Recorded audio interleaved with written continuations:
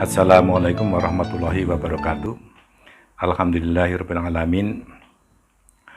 Segenap warga RT 2 RW 13 Tegal Merah Tegal Karanganyar yang berbahagia, yang insya Allah dilindungi oleh Allah Tuhan Yang Maha Esa. Kami di sini sebagai pengurus RT Seksi Kesehatan Masyarakat akan menyampaikan beberapa hal dalam menyikapi wabah pandemi COVID-19. Sebelum kami sampaikan hal-hal yang perlu dipahami oleh warga, maka akan saya sampaikan beberapa istilah yang berkembang di masyarakat yang harus dipahami.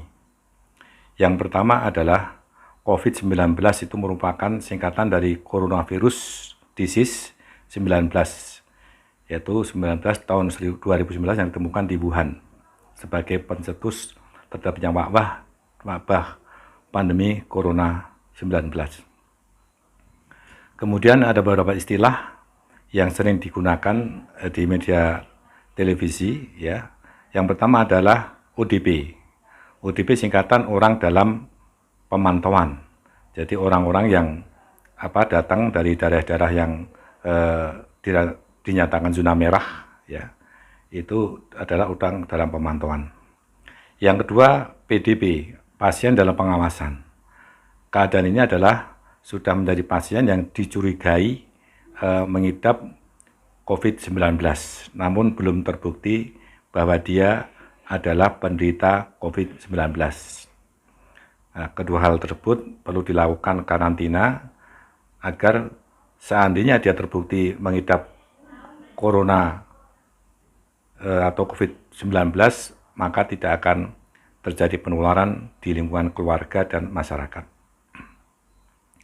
Kemudian yang berkembang saat ini adalah orang OTG atau orang tanpa gejala. Ini yang berbahaya. Karena ada virus yang menginfeksi orang tetapi tidak menimbulkan gejala. Sedangkan dia itu sebagai pusat penularan.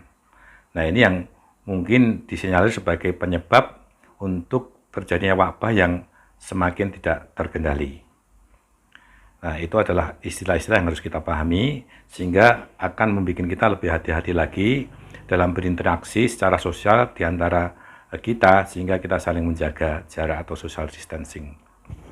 Bapak Ibu sekalian, yang pertama harus dilakukan kita sebagai warga yang beriman, tentunya kita mohon perlindungan kepada Allah Subhanahu wa Ta'ala, Tuhan Yang Maha Esa, yaitu agar kita dilindungi, ya, agar kita, keluarga kita, rumah kita, dan masyarakat kita dilindungi dari berbagai macam penyakit, wabah penyakit, dan bencana malapetaka. Namun dengan itu pun tidak cukup.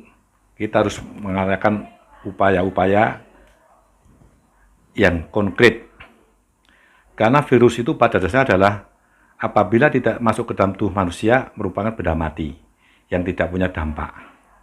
Lah yang menjadi masalah adalah virus itu tidak kelihatan sehingga bisa menempel di mana-mana, dan apabila kontak dengan kita kemudian masuk ke dalam mulut kita melalui hidung kita, ya, itu bisa menyebabkan dia hidup dalam tubuh kita sehingga menyebabkan gangguan kesehatan kita. Untuk itu, Bapak Ibu sekalian, pertama kali yang harus kita benting adalah diri kita.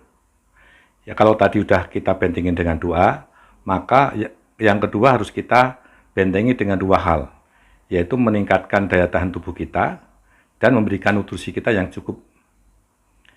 Untuk mempertahankan daya tubuh kita, tentunya kita harus pertama menjaga pola istirahat kita, sehingga kita istirahat cukup, sehingga regulasi atau pengaturan daya tahan tubuh kita akan berlangsung dengan baik. Kemudian yang kedua adalah memberikan asupan makanan yang bergizi. Ya, tidak harus mahal, tapi kita harus banyak makan sayur, makan vitamin C, minum air putih yang banyak, bisa dikasih dengan air jeruk atau jeruk nipis, yang mengandung vitamin C, itu akan memperkuat ketahanan tubuh kita. Yang kedua, karena daya tubuh kita itu dibuat dengan bahan baku antara vitamin D ya, dan vitamin E, vitamin C. Kalau tadi dalam asupan makanan sudah mengandung vitamin C dan vitamin E, kita perlu vitamin D yang kita dapatkan secara murah meriah, yaitu dengan DD atau berjemur. Ya, berjemur ya. Bisa kita lakukan paling enggak seperempat jam ya, atau mungkin setengah jam, biar nanti tubuh kita dalam membuat daya tahan tubuh itu akan semakin baik ya. Itu. Kemudian itu langkah yang kedua, kalau tadi kita sudah bagaimana cara agar daya tahan tubuh kita baik, langkah kedua adalah untuk higien dan sanitasi. Bagaimana agar kita tidak kena kontak ya dengan virus tersebut. Yang pertama adalah kebersihan diri pribadi. Setiap kita mau memasukkan sesuatu ke dalam mulut, harus kita cuci tangan. Seperti sudah diperlihatkan dalam video yang lain, bagaimana cara cuci tangan yang baik agar semua kuman di dalam tangan mati. Karena pada dasarnya bahan dari kaki-kaki COVID-19 itu terdiri dari lemak, sehingga kalau dengan sabun akan larut sabun apapun ya yang mudah kita dapatkan. Jadi higien sanitasi pada diri kita, yaitu setiap kita mau memasukkan makanan ke dalam mulut kita harus cuci tangan dengan baik. Kedua, setiap kita habis pegang handle pintu ya, handle pintu atau pagar atau handle mobil, terutama tempat-tempat umum, itu jangan lupa langsung memegang makanan. Harus kita cuci dulu. Karena di tempat handle pintu kamar mandi, handle pintu masjid, pintu tempat-tempat umum itu dipegang banyak orang dan kita tidak tahu sebelumnya yang memegang itu punya positif COVID-19 atau tidak. Itu sehingga bisa terbentengi dari penularan COVID-19. Ya, jadi berikan hand sanitizer itu untuk mencegah agar tidak menempel pada kita. Kemudian yang selanjutnya, karena penularan COVID-19 itu melalui droplet atau percikan waktu kita bicara, waktu kita bersin ya, itu akan bisa mengenai kita apabila kita dalam keadaan terbuka, tidak pakai masker. Nggak kelihatan partikelnya. Secara teori, orang bersin atau ngomong itu memang 1 meter di depan kita, dia akan jatuh. Tapi ada partikel-partikel lebih kecil yang terbang lagi ke depan. Sehingga dengan demikian, kalau kita keluar berhadapan dengan orang di luar keluarga kita, harus kita lindungi diri kita dengan masker, ya, dengan masker. Jadi dilindungi dengan masker. Agar apa? Agar droplet kita tidak mengenai orang lain dan kita bisa menahan droplet orang lain yang mengenai kita. Jadi kita pakai masker. Ya, masker begini, ini fungsinya untuk menahan droplet agar tidak mengenai kita dan kita tidak menularkan orang lain. Ya, begini ya. Terutama kita pakai masker ini apabila kita mau bepergian, ya. Kalau kita punya keperluan yang harus kita penuhi, maka jangan lupa pakai masker, ya, pakai masker.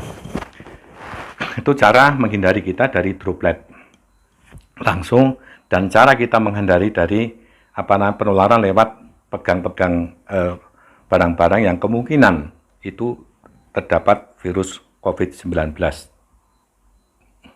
Bapak Ibu sekalian, itu adalah upaya-upaya untuk melindungi diri kita dari penularan COVID-19. Kemudian apabila kita dari bepergian keluar misalnya ke pasar, ke mall, ya, waktu pulang ke rumah, jangan langsung kita menghampiri anak istri. Kalau bisa langsung masuk ke kamar mandi dulu, ya, kemudian kita mandi, keramas dengan sabun, pakaian kita langsung kita rendam dengan sabun.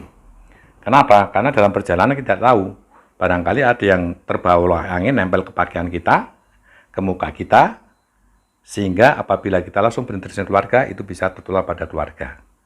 Kita nggak tahu dalam keluarga itu yang daya tahannya rendah siapa. Yang rendah akan terjangkit virus corona tersebut. Itu langkah-langkah upaya yang kita lakukan agar kita tidak sebagai pembawa virus yang menularkan pada keluarga kita. Kemudian upaya yang lebih luas lagi, agar kita tidak menularkan kepada masyarakat dan kita tidak tertular dari masyarakat dengan mengatur jarak atau social distancing, itu mengatur jarak ya.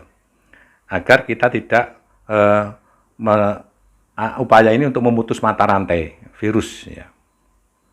Sehingga pada kerumunan ya kita atur jarak, kemudian waktu ketemu ya kita tidak salaman ya. Mungkin salam merdeka, salam NKRI saja. Tidak perlu salaman begini karena cukup berisiko. Nggak usah CPK-CPG untuk sementara. Ya, perhatikan pula kita ke tempat-tempat ibadah di masjid. Insya Allah kita nggak usah takut. Boleh kita salat ke masjid ya. Tetapi dengan cara sebelum masuk masjid kita cuci tangan yang bersih pakai sabun yang betul seperti yang telah diperagakan.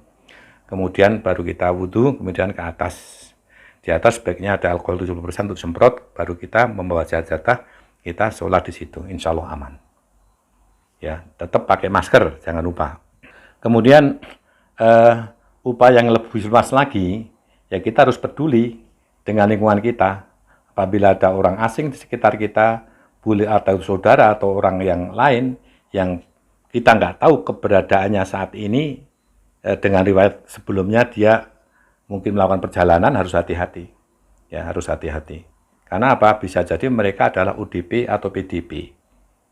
Ya, sehingga bisa menyebabkan penularan penyakit. Jadi, saya kira itu yang bisa saya sampaikan ya, Bapak Ibu sekalian ya. Mudah-mudahan setiap keluarga kita bisa dijaga dengan baik ya. Kemudian dengan demikian kalau setiap keluarga terjaga, insya Allah mudah-mudahan masyarakat Tegal Wirang juga terjaga dan pada umumnya masyarakat Indonesia seluruhnya bisa terjaga. Sehingga kita berharap agar pandemi ini segera berakhir, sehingga kita bisa melakukan aktivitas yang sehari-hari yang sudah kita rindukan. Demikian, mudah-mudahan Allah memberikan kemudahan pada kita semua. Kalau ada salah kata, mohon maaf. Wassalamualaikum warahmatullahi wabarakatuh.